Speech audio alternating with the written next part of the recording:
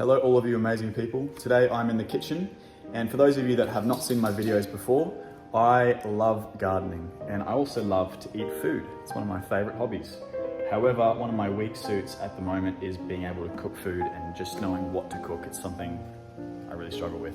I normally just eat eggs and chuck some meat in it and just do stuff very simple, but I would like to make some more exciting meals. So today I have this seasonal box of veggies that I bought from a local farm.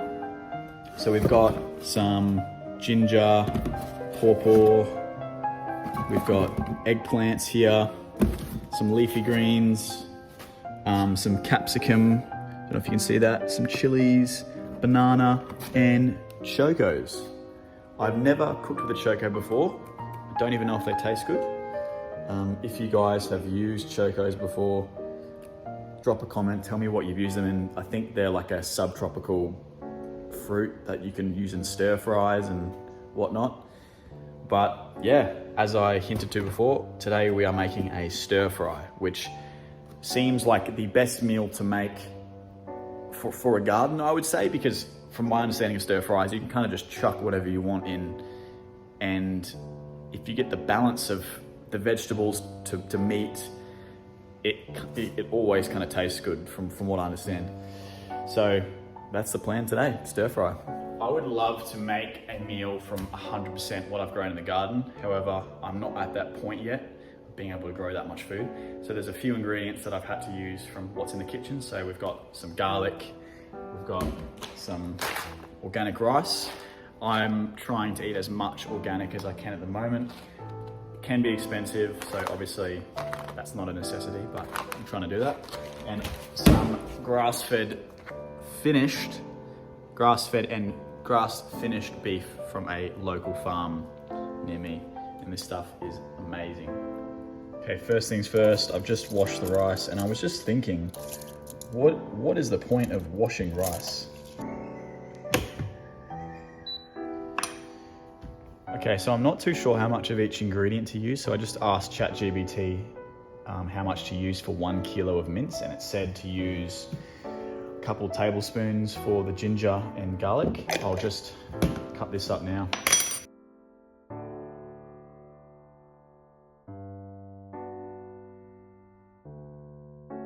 Okay, so I've got the veggies here, and this is how much it said to use for 1 kilo of mince. It also said to use 2 chocos, which I was quite surprised by because it's quite a large fruit, and I'm not sure how to actually cut this up.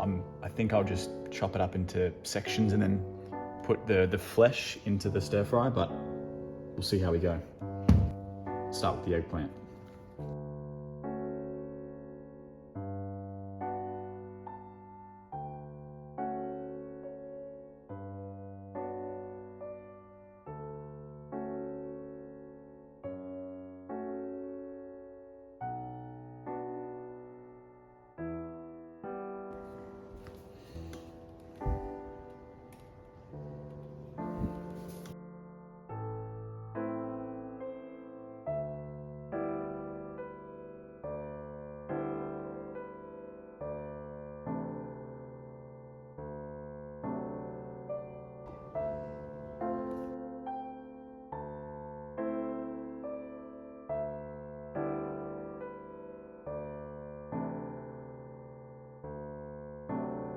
Okay, so now we have to saute the garlic and the ginger.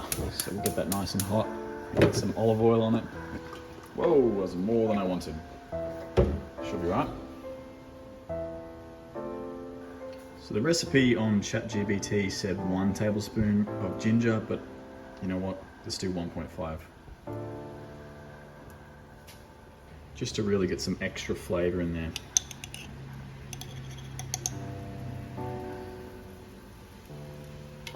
Add some more ginger, can't hurt. And maybe just a bit more garlic.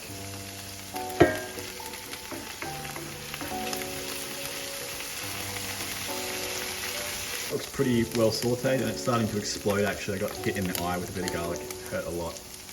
Now it's time to add the mince. Oh wow, that hurt.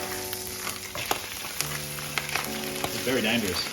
So I've just made a little oopsie. I realized that the measurement here, if it'll focus, is actually a teaspoon measurement, and it's supposed to be a tablespoon. So that's why it kind of seemed a bit off when I was adding it. It seemed like too little. So I think I'm just gonna add till it looks about right. No, it's not to the books, but it should do. A bit more ginger. Okay, so the meat is brown, the sauce is ready to go in.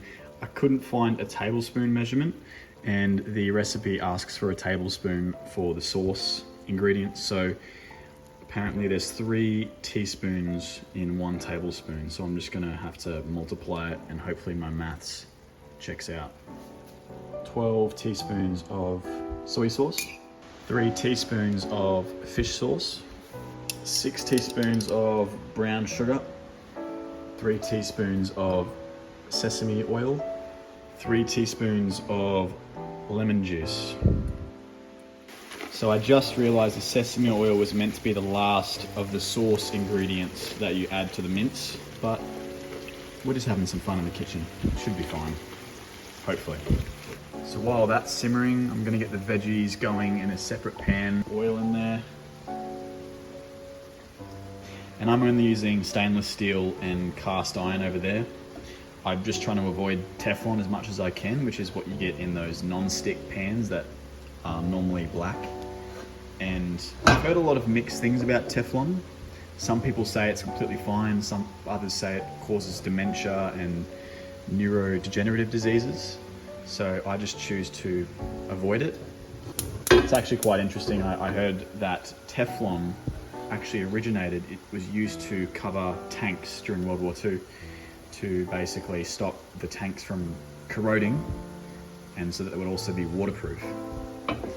And then a company, I forgot the company that actually made Teflon, but they decided, why don't we put it in pans, so that way you have the non-stick benefits of the tanks in a pan. So a little interesting bit of history there for you. Okay, that should be good. Now for the satisfying part. Whoa, it's so much color. I do not understand how you can be carnivore. Look at that. That is just beautiful. I love meat. I will get that clear. I love meat. I love bacon. I love all that stuff. But I also don't mind some veggies if they're used correctly, if they're cooked right. I don't really like raw veggies. I like it when it's in a meal. I've also got these salad greens that I'm gonna add. I don't know what a lot of them are. I've got lettuce. I believe this is a type of mustard. I've no idea what this one is. This is some kind of weed. What else have we got? Nasturtium flower. And I think that's pretty much it. But my thinking was, it can't really hurt to add this to a stir fry, because why not? So we're just gonna chuck it in and maybe just rip it apart, and hopefully that should do.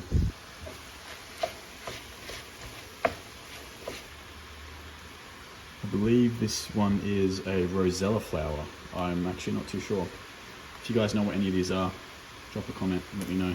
Okay, now it is time for the taste test. Here we go.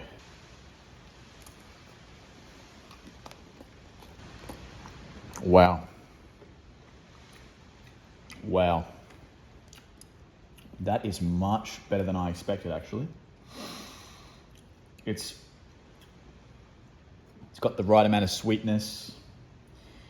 I think there's probably a little bit too much meat to veggie ratio, but this is my first time making this kind of stir fry, so I think if I started to refine this meal and made it, once a week or every so often, this would be a meal to be reckoned with. This is just amazing. I got my raw milk here as well. Wow. Let's go for another bite. That is really amazing, actually. And surprisingly easy to make. you can pretty much just chuck whatever you've got in the fridge or in the garden in here, and I feel like you can't really go wrong with it. Well, thank you very much for watching, you amazing people. I actually really enjoyed making this meal, and I am definitely going to be making more videos of me cooking meals from the garden. If you want to see a specific type of meal, please drop a comment, tell me what you want me to cook. And if you have any suggestions on what you think I could do better or differently, please drop a comment. I'm happy to handle some criticism and get better at cooking. And I will see you guys in the next video. Thank you very much for watching.